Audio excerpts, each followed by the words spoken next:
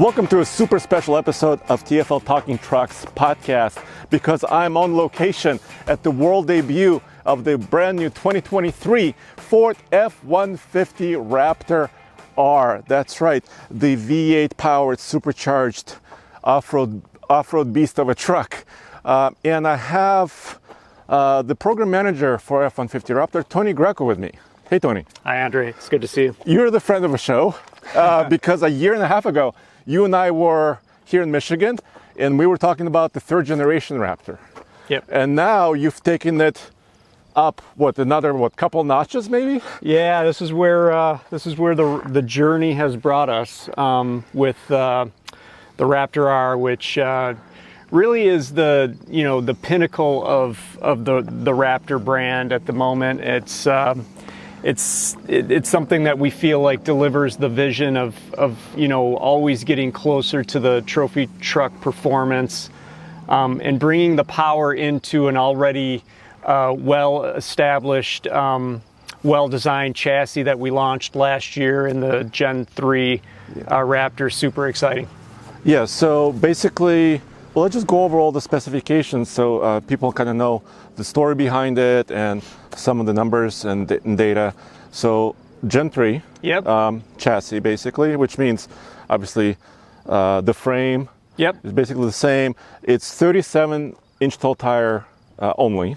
Mm-hmm. And of course, Fox live valve shocks. Yep. There's something under the hood. That's the 5.2 liter supercharged V8. There is something under the hood, and I'll get to that in a second. Yeah, it really does start with kind of the Gen 3 37-inch tire package, configuration that we launched last year. So last year we showed in the reveal in the media events that we had both a 35-inch and a 37-inch V6 EcoBoost Raptor. Yes. And so what we did here was we took the 37-inch tire configuration of the V6, which came with the 5-link that we brought in Gen 3. It came in with the advanced live valve shocks. Those were the kind of the second generation live valve shocks that came in. And then as well as, lots of wheel travel that we brought in Gen 3, right? We on the 37, which is equivalent between a V6 and a V8, mm-hmm. right? We had, 13 inches in the front, slightly more than 14 inches in the rear, right? All of that goodness in the chassis that came last year is really the start point for the Raptor R, mm-hmm. right? Before we get to the engine piece of it, right? That's kind of where the start point is. Standard with this configuration is going to be standard with the 37s, bead locks. That's how we wanted this truck to be. We want it to be, the ultimate kind of Raptor. We want that to be, the ultimate performing Raptor. And you do that with a 37. You do that with that chassis. Okay, and then you took the EcoBoost high output EcoBoost out, and you put in a 5.2 liter supercharged V8, which is similar to the one in the Mustang GT 500, but it's not identical, right? Well, it's that engine is well understood. It's been developed in the same building that we sit in, and those guys sit near us, and so it's something that we've always kind of had in the back of our minds, that we'd like to put that engine into a Raptor at some point. I think that, as we kind of, came from Gen 2 into Gen 3, we understood that to do that correctly, right, it would probably have to be on a rear suspension that changed from the leaf springs to a coil rear. So once the Gen 3 kind of was off and running, and then it was time to talk about, okay, let's bring the Shelby motor over.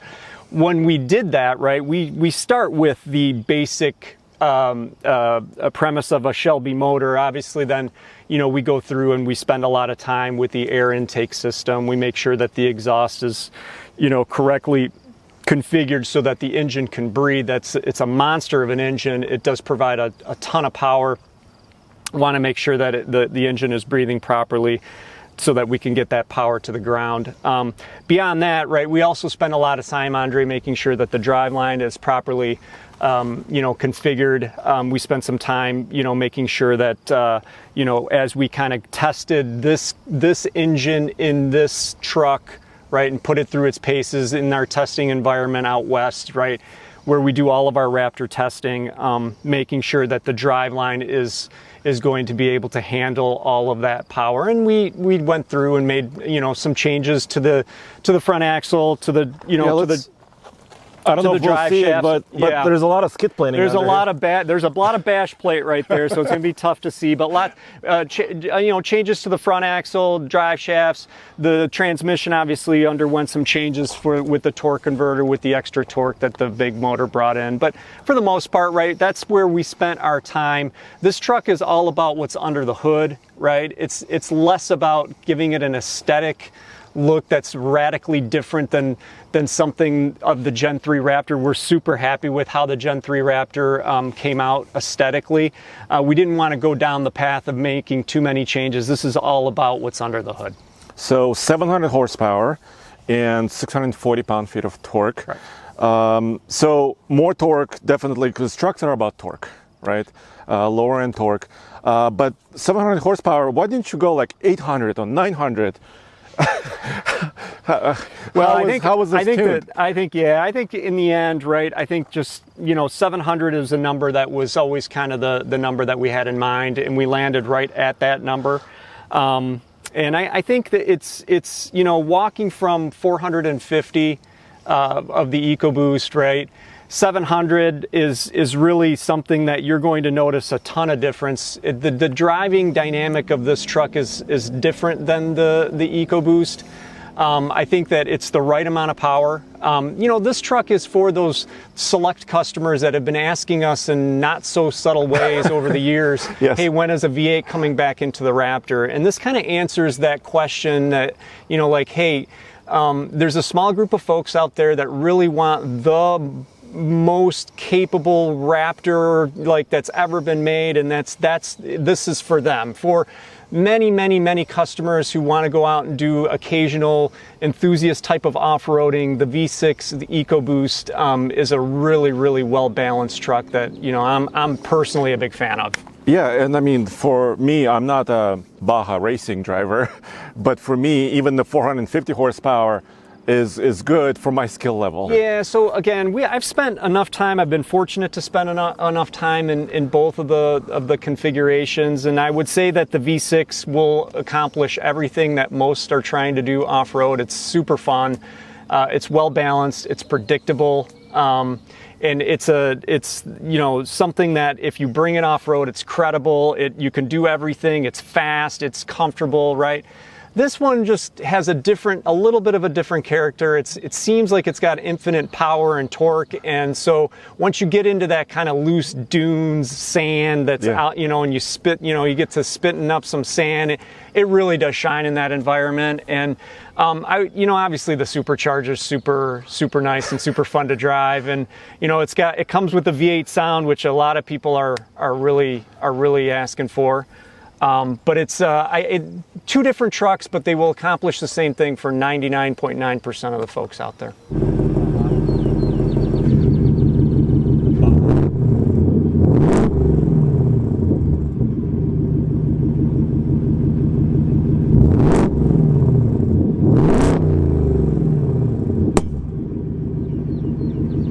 If you're like me, you're probably wondering what's happening inside the engine, more details about the 700 horsepower monster. So I'm going to go to a slightly different location here in Michigan and talk to one of the guys behind the design of the engine, Brian Lazat, to learn much more. So let's go check it out. All right, now we're next to the engine and I have Brian. Brian, can you please introduce yourself? Yeah, hi, I am Brian Lazat. I'm the design supervisor for the 5.2 supercharged engine.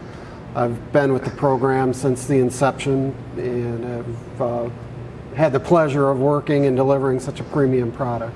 Well, good. I'm really glad you're here, and the engine is here so we can take a detailed deep dive into it. Mm-hmm. So the 5.2 supercharged engine, a version of this also known as Predator sometimes. Correct. I still like to refer to it as Predator. Is that okay? Yeah, that's great. Yeah. It's a cool name. It's a strong name. Yeah, it's a very strong name that we collectively agreed on for the architecture. So please continue to use Predator. That's all right. There you have it. The Predator, and now it's going into the Raptor R.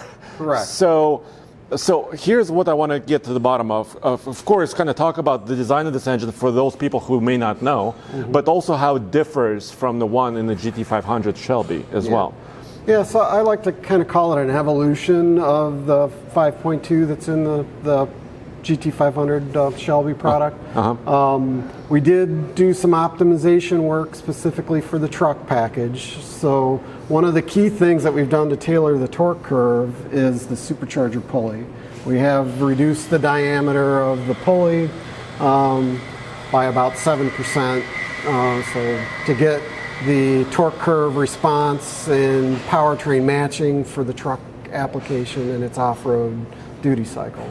So the torque has come up, and it's 640 pound-feet of torque. Yeah, at a lower RPM. And what is the RPM? Can you kind of describe briefly what this allows us to do is fill in, I'll say, the mid-range of the torque curve, where the customer spends a lot of time with this application. And it's at 4250 where the GT500 was at 5,000. So it pushes it lower and increases it by 15 to 20 foot-pounds in that range. And then the top end, the 700 horsepower, how does the horsepower curve, how does that look? The horsepower peak for this application is at 6650, so it is lower than the GT500 application. And the red line is 7,000. Well, for any pickup truck, by the way, those are high RPM numbers. Those are good numbers. Yeah, those are good numbers. So this engine is not like, a lugger. No. It's a rever, right? This in general, our dual overhead cam V8s have always been high revving by design and purpose built. We're able to deliver a very power dense, high efficiency engine in a very small package, right? It's all aluminum intensive, lightweight, spray bore technology used to reduce weight of the overall engine system. So it's really a very compact, efficient, power dense unit. We deliver a very competitive horsepower number with 5.2 liters of displacement. Right? Gotcha. And so let's kind of talk from the bottom up, right? So this is so the GT350 Mustangs had a flat plane crank. Correct. This is not it. This is a cross plane crank application. What are some of the trade-offs, I guess? That's a long story, I guess, per se. The flat plane crank was done for very specific reasons for that GT350 application. A lot of people like the sound quality of the firing order associated with the flat plane crank. It does perhaps allow a little bit better breathing and pumping work at the higher speeds. With this supercharged application, you really don't need to spin it to the types of speeds we did on Voodoo or GT350. You can achieve a much desired power curve at a lower RPM. So we went with the cross plane crank for a lot of reasons, mostly around durability and just the compatibility with the firing order that we wanted to use for this application. Now tell me about the supercharger, just kind of the working volume and... Yeah, the supercharger is a 2650 Eaton unit. It's the same partner we had for GT500. It's basically an evolution of that unit where we did make the pulley change that I mentioned, as well as some badging revisions specific for the truck. But essentially, it's the same unit. And it's intercooled? It's an intercooled, just under the supercharger lid here, there's a charge air cooler that has its own cooling loop, right? Low temp radiator circuit for cooling the charge going into the cylinders. Very, very cool. Now, what about like exhaust manifolds? Did you change that for the truck application? Yeah, too? exactly. So these are cast stainless steel exhaust manifolds with their own dedicated heat shields. The cast stainless was done primarily for the truck durability and the types of mass flows and temperatures we're running on an F-150 Raptor R. So they are optimized for this application, and they're premium cast stainless steel.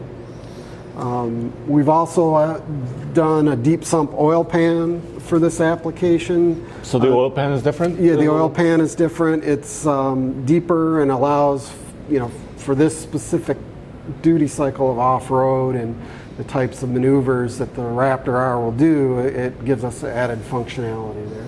And also some of the angles, right? Yeah, at the exactly. off-road angles? Exactly. Yep. What's up here? Is this? This is specific for the truck application. We tie the engine oil cooler, which is this bar plate aluminum design, into the vehicle cooling circuit to maintain proper oil temperatures under extreme towing and other operations.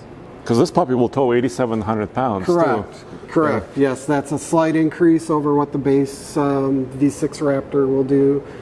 So it's extremely capable of towing your vehicle or trailer or whatever you choose to do.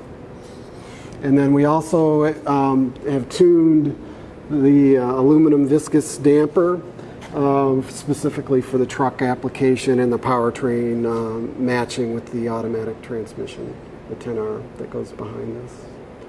So that's new for this application as well. And I mean, those are kind of the highlights. What about like the pistons, the rods, and for those people who may not know?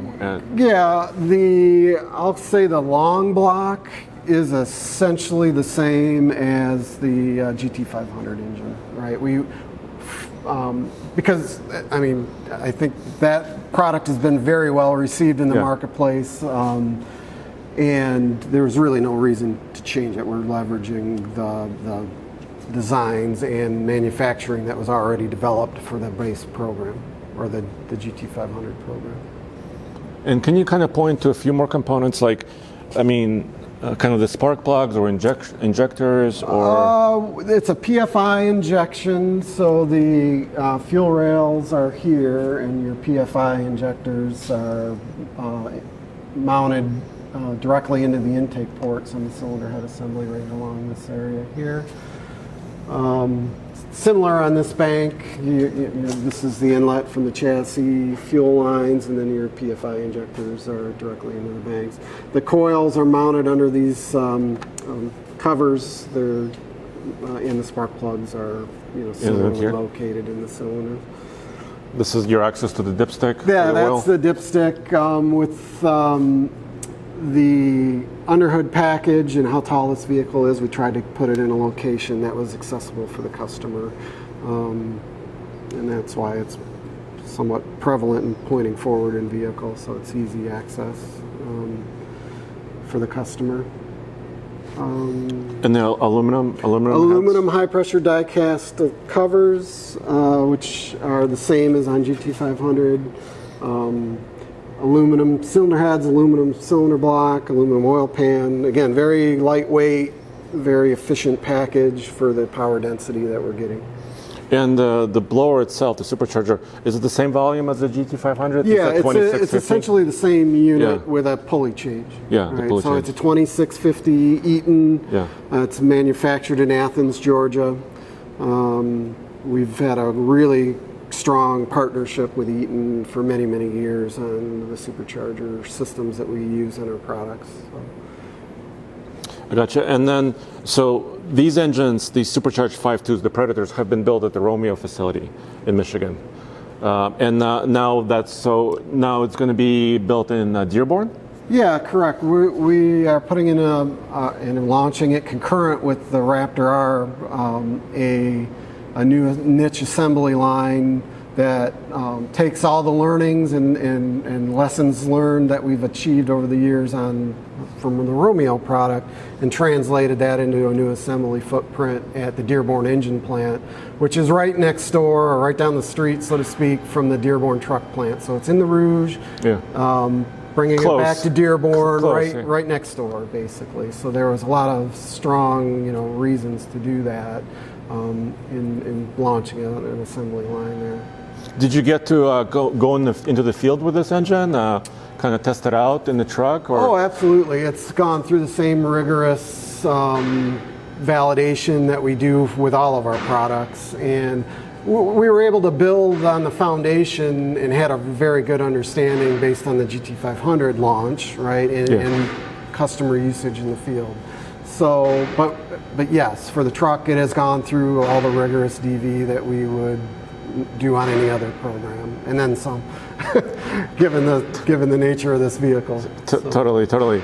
Yep. So, I guess what are you most proud of, or what are you happiest about? Oh, well, I'm very happy with the performance attributes of the engine, right? And I guess most proud of is really the way the entire Ford team and the engine team in particular have been able to deliver, these Halo engines, given the environment that we've been in the last few years, right? We've been able to continue to deliver high quality, high performance V8 engines for our customers with, a very challenging work environment. I'll just say it that way. Absolutely. Well, thank you for your time. Really cool to learn about this and kind of get the perspective of the character of this engine before I drive it, because I haven't driven the Raptor R. Right. Obviously. I think they have some events coming up in the near future where the team will be able to drive them and actually get in and experience it. But you'll be thrilled. It really is a great performer. I don't know if they started it up for you while you were out there. We heard it. I love that exhaust note. The exhaust, I really think it suits the character of the truck and really emphasizes the powerfulness of the engine and the V8 going back into the Raptor R. That's totally cool, yeah. And the exhaust also has the valves in it, so you could adjust the sound of it. Yeah, it has the quiet mode, which is neighbor friendly. When you start it up in the morning, it's really... but you also have the options for the other modes as well. So let's walk around the side of it a little bit, because adding the V8 in the supercharger adds a little bit of weight, right? Mm-hmm. So, and you're starting with the 37. So how did the weight change, and what did you do to the suspension? Did you have to do something there to change it? Let me take the suspension first. I mean, you put a new engine, it creates a different character in the truck, right? So we went through and retuned the shocks. The shocks, we start from the 37-inch EcoBoost configuration and retune from there. We made a spring rate change in the front, minor, just to accommodate the difference in weight between the two power packs. In the end, this V8 is super weight efficient, and it's only adding less than 100 pounds, just about it. Let's say, somewhere between 80 and 100 pounds to the truck. So, that's the thing too, Andre, is that we've had really good power to weight ratio from really the very beginning of Gen 2 when we migrated to an aluminum body, right? And so we talked about that in Gen 2, about that weight gain, weight advantage. That weight advantage, right? That weight advantage really hasn't gone away, even with the V8. And so it remains a very nimble truck, and now you have that nimbleness, and you have a lot of power under the hood. So the curb weight is just a hair under 6,000 pounds. Correct. And there are not many options. I mean, you kind of check a box for the Raptor R, right? And you may choose a panoramic sunroof or not. Yeah, the Vista roof, I believe, is the only option in this configuration, and we've done that just because this is the very high-end Raptor, so it's got all of the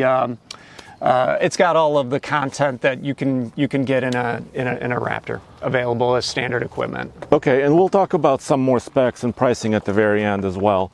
So let's take a look at the inside. Obviously, the Raptor steering wheel is there with that marker on 12 o'clock, and the seats are Recaros. And there's Raptor, the R is highlighted, obviously, it's an R. Yeah, again, so we wanted to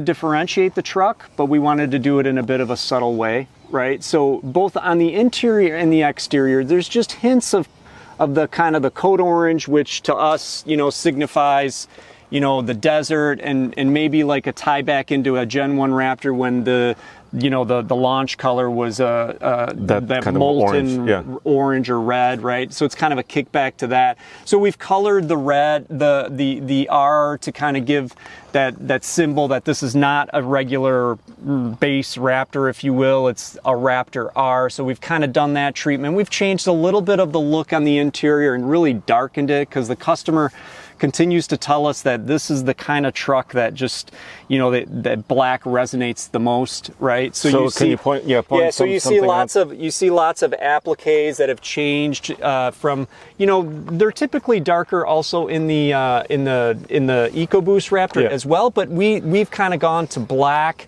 And so you'll see that touch. We've changed the carbon to a triaxial carbon design, different than we had in the EcoBoost Raptor, and we've basically darkened the seats to almost black on the Recaros. Added some Alcantara touch to it.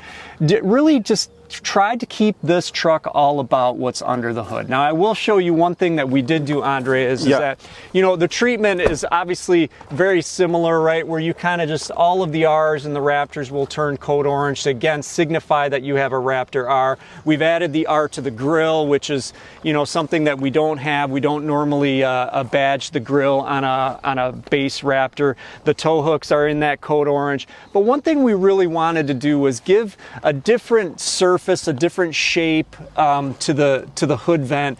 This is still a very functional vent, just like it is on the V6 Raptor, right? It does extract air from the engine compartment, but we made it taller and we made it bolder because, again, right, it's about what's under the hood. And I think something like this really does signify that there's something special under the hood.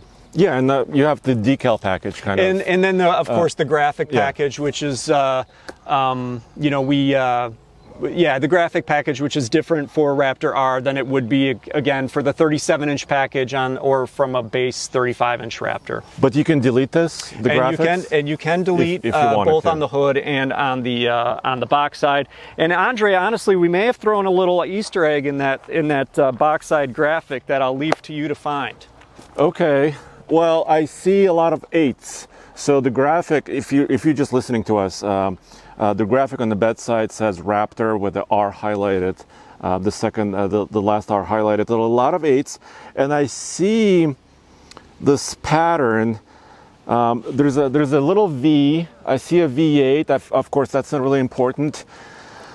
You hit So I'm thinking that the structure of these shapes is significant. This shape represents kind of the how the mud dries and cracks in the desert. So when you have a puddle in that represents the breakup of that thing. And then we've populated it with 8s, right? Because there's 8 cylinders on this truck, and then we put the one V. And so I did find the V. You did find it, so there it is. Oh, very sweet. Which tells you have a V8. Because again, there's a lot of passion about this engine in this truck. Very, very cool. Okay, so exhaust system is a bit different, obviously. It's a bit different, more a little closer to the front of the truck. Okay. Yeah, from the rear. Again, tuning, is all still part. This tip looks different. Yeah, that's a pack tip that we use for for tuning and to just get the sound that we want out of the exhaust note that we want out of the truck. All right, so then, so the payload stays almost the same as like a 37 V6. Yeah, 1,400 pounds of payload, just like the other configurations of Raptor. We did up the towing to 8,700 pounds on this configuration. We're at 8,200 pounds on the EcoBoost. Yeah, so that's pretty good because sometimes people want to bring a couple toys with them. Here we can check out the shocks. We already talked about them a lot, but you said they're also slightly, they appear different too. We gave them an appearance different. We always kind of try to do that as kind of shocks change, as the configurations change within the Raptor lineup. We always try to differentiate them a little bit in terms of the appearance. But this, again, is the start point is the shock that we have on the 37-inch EcoBoost tire package.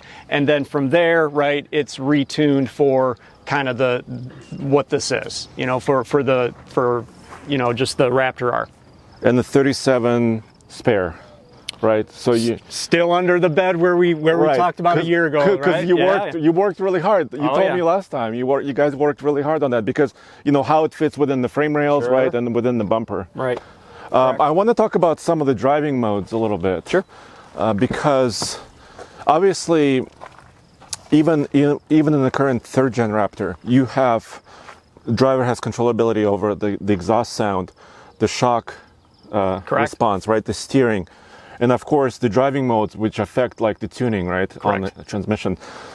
All of those modes are present in Raptor R. Again, retuned because a lot of the inputs that come in, with a different engine, a lot of the inputs that come into to the drive modes from various different modules in the truck, right, have to be looked at again.